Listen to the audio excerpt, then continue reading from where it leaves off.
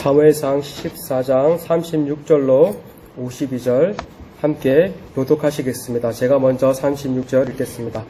사울이 이르되 우리가 밤에 블레셋 사람들을 추격하여 동틀 때까지 그들 중에서 탈취하고 한 사람도 남기지 말자. 우리가 이르되 왕의 생각에 좋은 대로 하소서 할 때 제사장이 이르되 이리로 와서 하나님께 나아가사이다매 사울이 하나님께 묻자오되 내가 블레셋 사람들을 추격하리까 주께서 그를 이스라엘의 손에 넘기시겠나이까 하되 그날에 대답하지 아니하신다. 사울이 이르되 너희 군대 지휘관들아 다 이리로 오라. 오늘 이 죄가 누구에게 있나 알아보자. 이스라엘을 구원하신 여호와께서 자기심을 두고 맹세하니 내 아들 요나단 너에게 역사하더라도 반드시 죽으리라 하되 모든 백성 중 한 사람도 대답하지 아니하매 이에 그가 온 이스라엘에게 이르되 너희가 저쪽에 있으라. 나와 내 아들 요나단은 이쪽에 있으리라. 백성이 사울에게 말하되 왕의 생각에 좋은 대로 하소서 하니라. 이에 사울이 이스라엘의 하나님 여호와께 아뢰되 그러되 실상을 보이소서 하였더니 요나단과 사울이 뽑히고 백성 명이라. 사울이 이르되 나와 내 아들 요나단 사이에 뽑으라 하였더니 요나단이 뽑히니라. 사울이 요나단에게 이르되 내가 행한 것을 내게 말하라. 요나단이 말하되 내가 당한 내 손에 가진 지팡이 끝으로 흙을 조금 막아 죽이려나 내가 죽을 수밖에 없나이다. 사울이 이르되 요나단아 내가 반드시 죽으리라. 그렇지 않으면 하나님이 내게 벌을 내리시고 또 내리시기를 원하노라 하니 이스라엘의 큰 구원을 눈여겨서 죽으리라.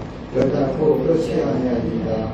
여호와의 살아계신 그분을 기대하나니 그의 너희들 하나도 땅에 떨어지지 아니할 것은 그가 오늘 하나님과 동역할 수 있느니라. 백성이 기억나는 고난하여 쉽지 않게 하니라. 사울이 블레셋 사람들을 추격하기를 그치고 올라가매 블레셋 사람들이 자기 곳으로 돌아가니라. 사울이 이스라엘 왕위에 오른 후에 사람이 있는 모든 대적 모압과 암몬 자손과 에돔과 소바의 왕들과 블레셋 사람들을 쳤는데 하나님 구원하라 이겼고 용감하게 아말렉 사람들을 치고 이스라엘을 그 약탈하는 자들의 손에서 건졌더라.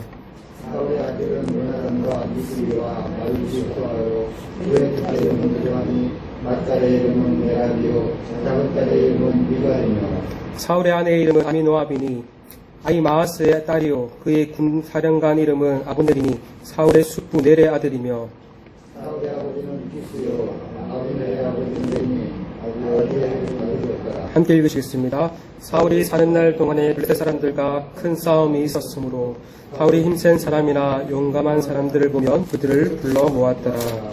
네. 우리는 계속해서 사무엘상 말씀을 살펴보고 있습니다. 사무엘상은 인물을 중심으로 크게 세 부분으로 나눌 수 있습니다. 사무엘 이야기, 사울 이야기, 다윗 이야기입니다.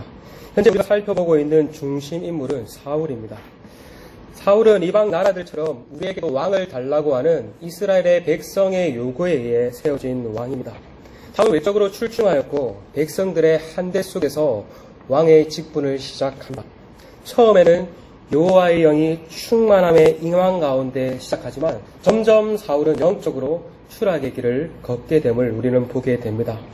그때까지 전쟁을 앞두고 하나님보다 사람을 더 두려워하여 제사장 대신에 제사를 드렸고 자신의 실추된 이미지를 회복하기 위해 백성들에게 무리한 요구를 하여 백성들로 하여금 죄를 짓도록 만듭니다.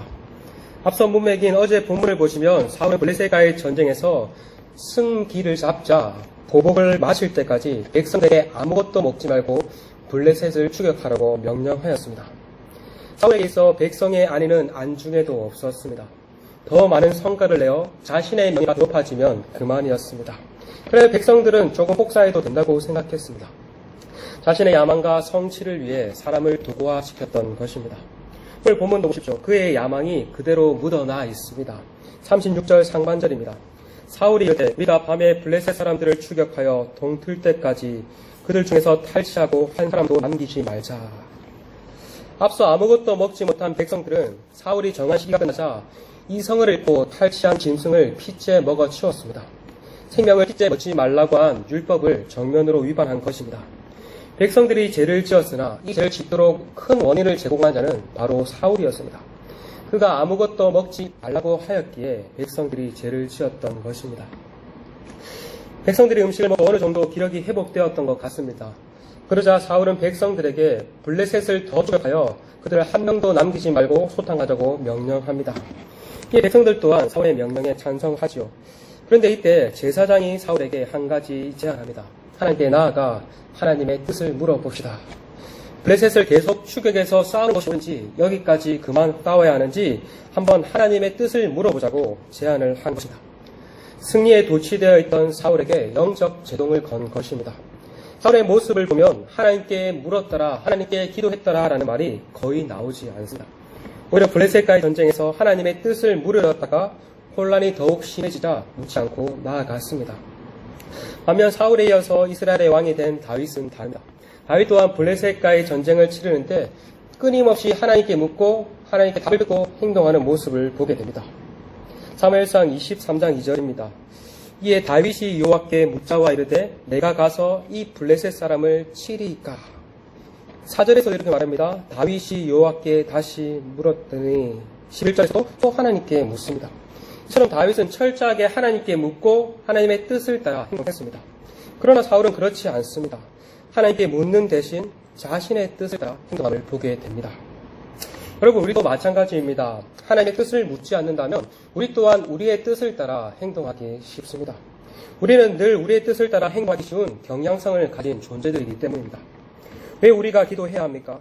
내 뜻을 걷고 하나님의 뜻을 따라 살아가기 위해서입니다. 겟세마네에서 예수님 또한 어떻게 기도하셨습니까?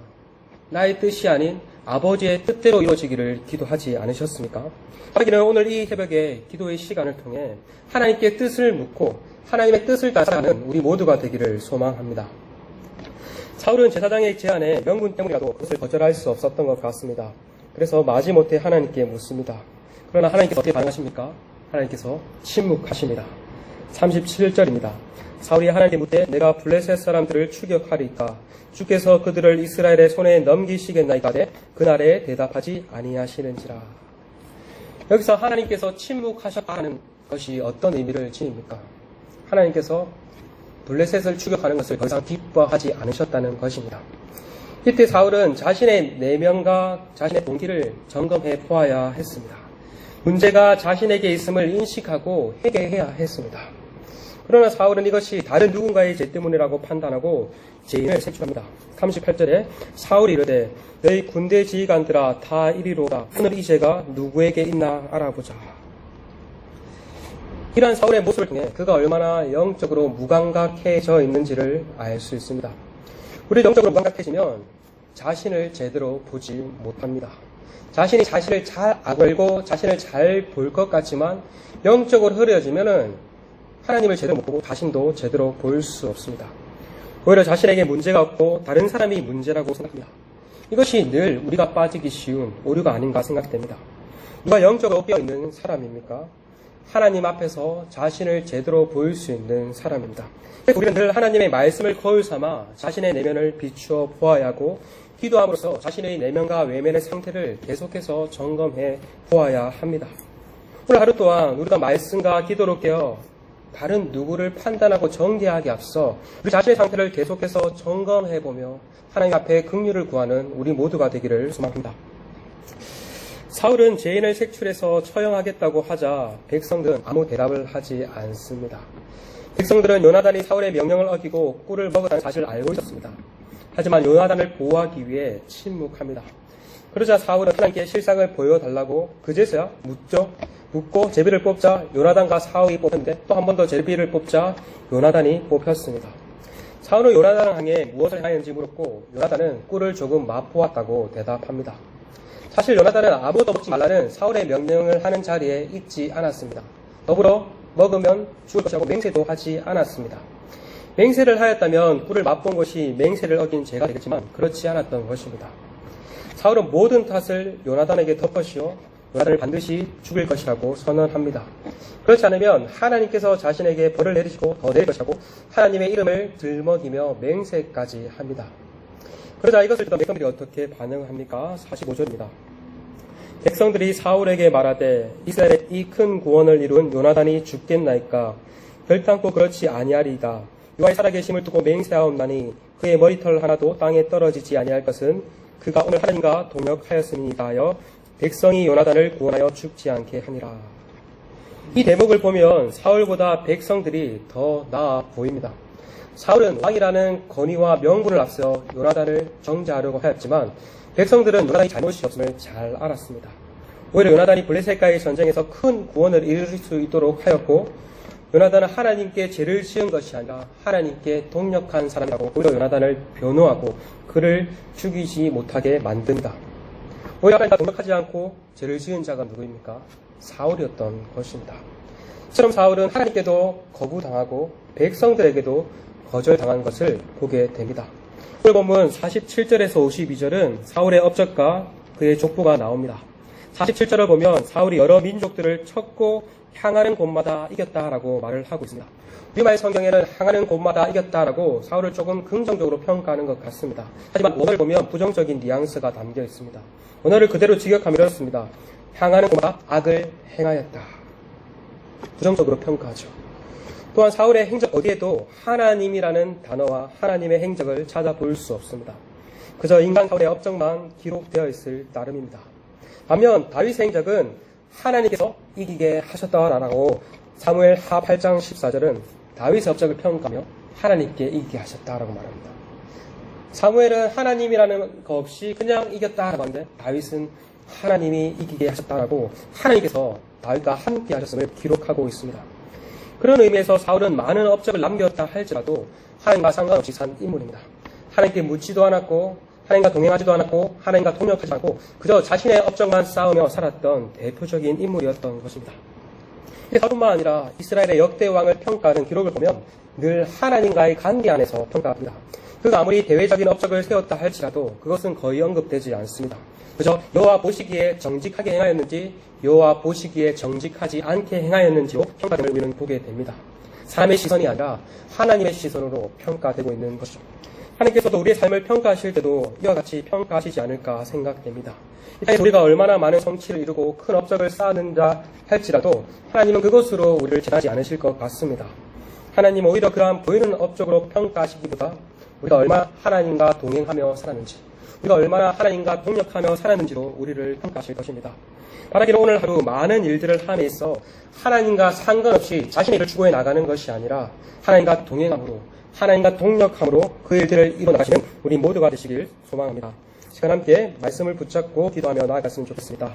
오늘 말씀 따라 내 뜻이 아니라 하나님의 뜻을 따라 살아가는 인생이 되게 하시고 늘 하나님 앞에 자신을 살펴보며 하나님과 동력하는 삶을 살아갈 수 있기를 기도합시다.